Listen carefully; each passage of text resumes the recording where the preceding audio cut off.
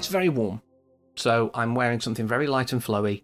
I've got a fan behind me as low as it can go. Comfort, not overheating, all of that is a priority. So instead of waffling on, let's crack on with Back to the Future Part 2, again directed by Robert Zemeckis, but the screenplay this time written solely by Bob Gale. Obviously the characters and story were created by both. Returning is Michael J. Fox, Christopher Lloyd, Leah Thompson, and Thomas F. Wilson, and they're joined by Elizabeth Shue replacing Claudia Wells as Jennifer. And I'll talk about that one first, because I know last time I said I'd talk about the replacements when it's relevant. It's now relevant. So sadly, there was a family emergency. Claudia Wells had to go and look after her mother. She just quit acting for that period of time, and I respect that. If you want to look after your family over your work, that's totally respectable and understandable. So there's no bad blood, there's no issue, there's no creative differences or financial things. But on that note, let's talk about the other big recasting, shall we? Or not recasting per se, but the missing actor. So Crispin Glover does appear in archival footage and is credited with that, but a technique known as the fake Shemp technique was used for some other scenes. And what this means is an actor is dressed up and hidden in scenes in certain ways to make them look like an actor that's no longer in it. Oftentimes this was done without consent, and that's where the problem lies. Now the reason Glover didn't return for this is twofold. One of them was creative differences. He didn't appreciate the ending of the first one. He felt it was very materialistic, because it does kind of equate being rich with being happy. I understand that entirely. However, in the same breath, he asked for more money to appear. So he complains about the materialistic ending and then wants more money. He's a very eccentric guy. I do like him in a way, but that one just, the lack of logic sticks with me. But what ended up happening is once this was released and he realised that they were doing that, he sued and was successful. The lawsuit said, they've used it without permission, I've got nothing back from it. I don't think that's right.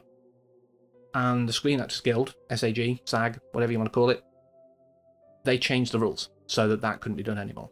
Now, sadly, we're still in a similar position regarding AI and reviving dead actors and all that. Hopefully, we'll get a solution like this where that's just not permitted. Without explicit permission from the person when they were alive. I don't care if the estate agrees, that's my stand. But this isn't about AI and all that. So, as we know, 2015, it didn't pan out like this. I mean, even 10 years later, it's not quite the same. In fact, we're closer to the alternative 1985. Given that Biff was pretty much based on Trump, that's actually a lot closer to home than we realised. So let's move past that one. One of the first things I really appreciated is the first one wasn't designed to be seen on high-definition screens. So they used the techniques they had available, like the old-age stippling and stuff like that was done. But it doesn't really hold up, like I say, when it's big. Now, maybe even back then they knew that it wasn't ideal. Because one of the first things Doc does is go, oh yeah, I was wearing a disguise, pulls that off, and says the rejuvenation clinic. Great way of getting around it. Now, some of the makeup and prosthetics on actors to look old in the film still don't look great. They're certainly better than the old age stippling level from the first one. And again, technology of the time, I give it a bit of a pass. But I love how the convenience of using Marty McFly, or using Michael J. Fox, should I say, for the entire McFly bloodline. I love the fact that that creates some weird issues if you think about it. So, Marlene, I believe, is the daughter, does not look like Lorraine, which you'd expect in a weird way. It's almost like they just wanted to drag up Michael J. Fox. But the fact that only George and Marty's siblings look different, apparently, in the direct bloodline is confusing to me. I mean, the Tanners have this problem as well. We've got Buford, we've got Griff, we've got Biff, we've got all that. So it's just a convenience so they don't have to have a bunch of different actors playing the family. I get it, and it makes it quite funny. But that leads me to one of the things I really appreciate. It's an old trick, it's been used many a time. But when you have the same actor playing multiple roles, you've got to figure out how that scene's going to work.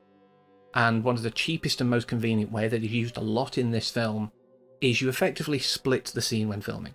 So you'll have one version of a character, whether that be in different prosthetics or the same character in different time periods like in this, on, say, the left side of the frame, and you will give them bounds. They can move no further than, say, a lamppost.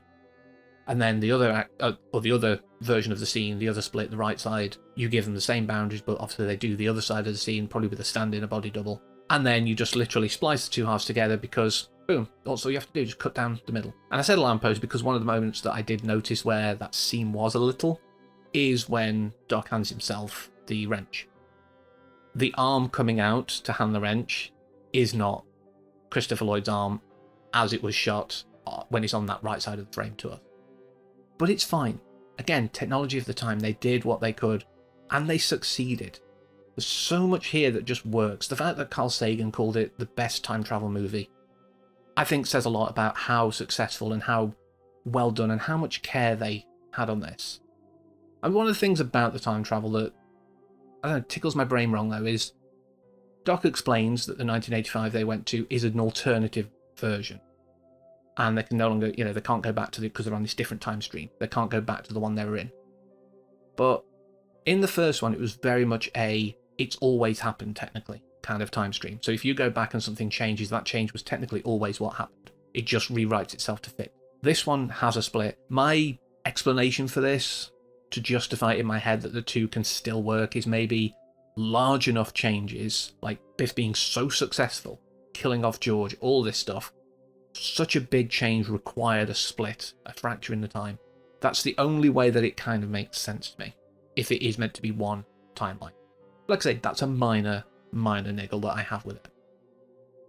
But I can't, like I said last time, I can't talk about this without talking about two things. Well, one thing people will definitely talk about, and one thing some people may talk about. So, of course, we have some cameos, I guess. Although it's not really a cameo in one of them, but it is definitely for the first one. So that's Flea playing Douglas J. Needles, Marty's boss, I think, from what I interpret. And yeah, it's a fun little role. If you like the Red Hot Chili Peppers, it's a fun little role. But the other one that everyone knows about is baby Elijah Wood. I mean, about 7, maybe years old around this time. It's just adorable seeing him so young because he still looks like himself. Some people, when they age, their faces can change quite drastically from when they're a child. You'll see elements of it, but some people literally seem to have the same face. And Elijah Wood definitely fits that. His face is 100% the same. So this is, again, a good film. Like a lot of people say with trilogies, the middle one is the big one. This does it. The Star Wars things, a lot of people love the middle one of that, etc. So this does fill that role of being the good middle entry. But it does things that not everyone in that category does. It is its own sequel. It gives us new things like the future. It's setting up the third one because it was absolutely intended. This and the third one, they're being done. They were done back to back. The fact that we have a trailer for the third one shows just how much it's like, no, this is a trilogy. Let's get them out there. So it sets up a lot of stuff for that, with like Buford Tannen mentioned, the time circuits glitching to 1885 much earlier in the film. So much setup here, and I really do appreciate that. I really do. But then it also is a sort of quasi-remake of parts of the first one, because Marty has to go back to 1955 and not interact with himself, and we see again spliced the scenes together, wonderfully done for the time. And yeah, it's just such a well put together piece of entertainment. It does all of those things very, very well, and that's why I wanted to talk about this one as well. It wasn't just let's celebrate the anniversary of the first one. Let's talk about the trilogy because it is all good. So next week, hey, UD? Yeah? Yeah, I got a letter for you. Dear future me, if my calculations are correct, you'll receive this letter immediately after you've finished the video on part 2. First, let me assure I'm alive and well. I've been happily past week. Wait. July 18th, 2025? What the